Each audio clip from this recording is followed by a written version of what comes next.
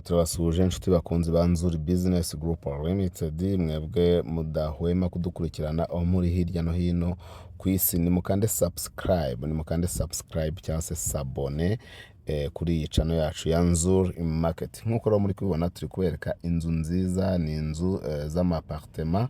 Ngira ngo nkumenyeshe yuko kuri miliyoni zawe 35, kuri miliyoni zawe 35 ushobora kwegukana inzu igizwe n'ibyumba bibiri na salon na douche na toilette na cuisine mu nzu, ndetse rwose kuri miliyoni 35 gusa ikaba iyawe. Izi nzu ziri hano mu mujyi wa Kigali mu karere ka Kicukiro ahazwi nk'Igahanga. Igahanga murabizi ko hari ibikorwa remezo byose. Izi nzu rero ushobora kugura imwe, buri nzu igiye irimo inzu eshatu, cyangwa se ukazigura zose, cyangwa ukagura ebyiri, cyangwa ukagura esheshatu, hari n'izigiye zifatanya esheshatu, hanyuma iyi nzu ikaba iyawe kuri miliyoni 35 gusa. Ndagira ngo umenyeshe yuko kandi iyi nzu kuba zikodesha, imwe ibikodeshwa amafaranga atari munsi y'ibihumbi 300, nta bikoresho birimo.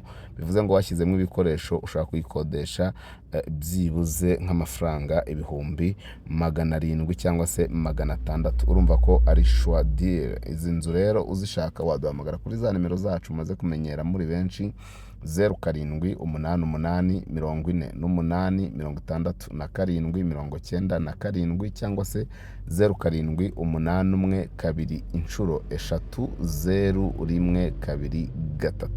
Si ibyo gusa, ushobora no kudusanga ku zindi mbuga nkoranyambaga zacu: Instagram, Facebook page, X, TikTok n'izindi zose twitwa Nzuri Market. Yes, si ibyo gusa, kubera ko dushobora kububakira kandi tukamanaginga imitungo yanyu, tukafasha kwibyaza umusaruro. Ushobora kuza ukagura nka building yose irimo inzu 6 muri izi nzu, ubundi tukagushyiramo abakiriya tukayatubishyuza, ukajya uvugana na konte gusa, cyangwa ukagura ebyiri, cyangwa ukagura eshatu, cyangwa ukagura imwe.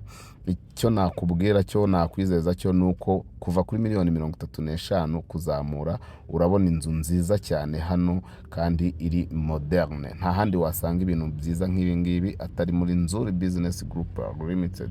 Komeza rero kandi subscribe cyangwa se sabone, tujye tubana umunsi kundi 5 kuri 5. Murabona ko buri nzu ifite ibyumba bibiri, ikagira douche na toilette, ikagira salon, ikagira salle à manger, ikagira igikoni cyo mu nzu, ndetse na stock, ndetse n'amajardin rusange n'ibindi byose. Iyi nzu yaba iyawe kabisa. Ngira ngo murayireba.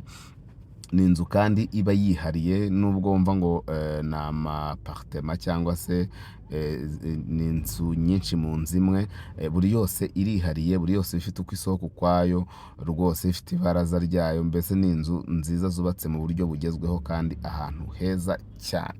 Iyi nzu rero ntikwiriye kugucika. Nyabuneka wowe ushaka inzu nziza ijyanye n'igihe kandi idahenze, ni karibu cyane rero iwacu muri Nzuri Business Group Limited. Umukiriya ni umwami. Tubahaye ikaze. Ciao ciao.